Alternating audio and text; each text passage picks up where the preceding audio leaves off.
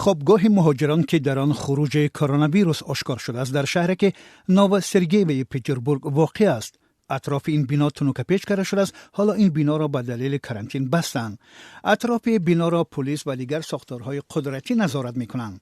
آنها مسئولان تا از تماس ساکنان خوابگاه با آدمان بیرون از بنا پیشگیری کنند. در داخل بنا 35 نفر زندگی دارند که با کرونا ویروس گرفتار شدند. تشخیص در این مهاجران وجود ویروس را معین کرده است.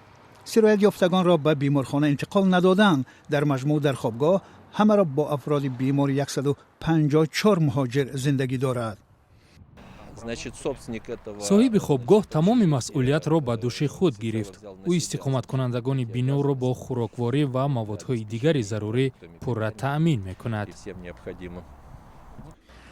مسئولین منطقه اطراف بنای خوابگاه مهاجران را پاککاری یا دزینفکس می‌کنند. در نوارها دیده می‌شود متخصصان با لباس مخصوص حمایتی در اطراف مغازه نزدیک به خوابگاه موادهای دزینفکسیونی می‌پاشند، ولی به گفته فروشنده این مغازه داخل آن را پاککاری نکردند.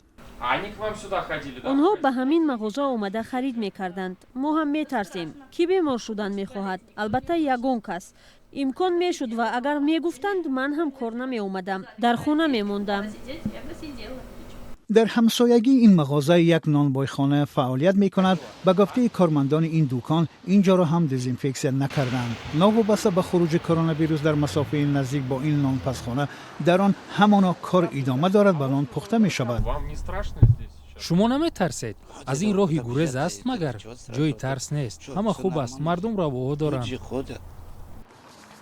گوبرناتور ولایت لنینگراد علیه خروج کرونا ویروس را در خوابگاه مهاجران بمب سرایتی نامید. حالا مقامات شخصیت افرادی را مشخص می‌کنند که با مهاجران مبتلا به کرونا ویروس تماس داشتند. در نزد خوابگاه 4 اتوبوس دیده می‌شود. در این اتوبوس‌ها مهاجران به کار رفته می‌آمدند.